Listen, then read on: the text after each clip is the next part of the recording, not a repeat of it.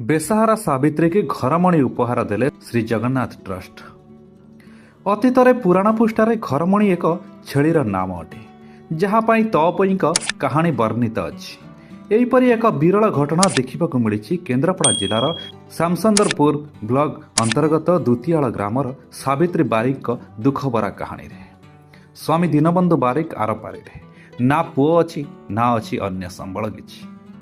ଜୀବନଶୈଳୀ ଅତ୍ୟନ୍ତ କଷ୍ଟମୟ ତାଙ୍କର। ଏହି ଖବରକୁ ଜାଣିବା ପରେ କେନ୍ଦ୍ରାପଡ଼ା ଜିଲ୍ଲାର ସାମାଜିକ ଅନୁଷ୍ଠାନ ଶ୍ରୀ ଜଗନ୍ନାଥ ଚାରିଟେବୁଲ ଟ୍ରଷ୍ଟ ପହଞ୍ଚିଥିଲା ସାବିତ୍ରୀଙ୍କ ଘରେ।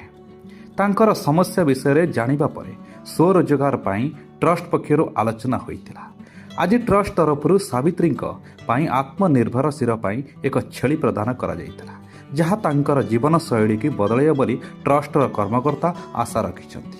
ଆଜି ଘରମଣିକୁ ପାଇ ବହୁତ ଖୁସି ଅଛନ୍ତି ସାବିତ୍ରୀ। ମନ ଖୋଲି କହିଥିଲେ, ସାବିତ୍ରୀ ଆଜିଠାରୁ ଘରମଣି ମୋ ବଞ୍ଚିବାର ସାହା ଓ ଭରସା। ଏହି କାର୍ଯ୍ୟକ୍ରମରେ ଶ୍ରୀ ଜଗନ୍ନାଥ ଚାରିଟେବୁଲ ଟ୍ରଷ୍ଟର ସଭାପତି ଦମନ ମହାନ୍ତି, ଟ୍ରଷ୍ଟର ଗୁରୁଜନ ନିମେଇ ଚରଣ କର ଓ ଦୀପ୍ତି ରଞ୍ଜନ ସେଠୀ ସାମିଲ ହୋଇଥିଲେ। କେନ୍ଦ୍ରାପଡ଼ାରୁ ଜଗନ୍ନାଥଙ୍କ ରିପୋର୍ଟ, RM News 8।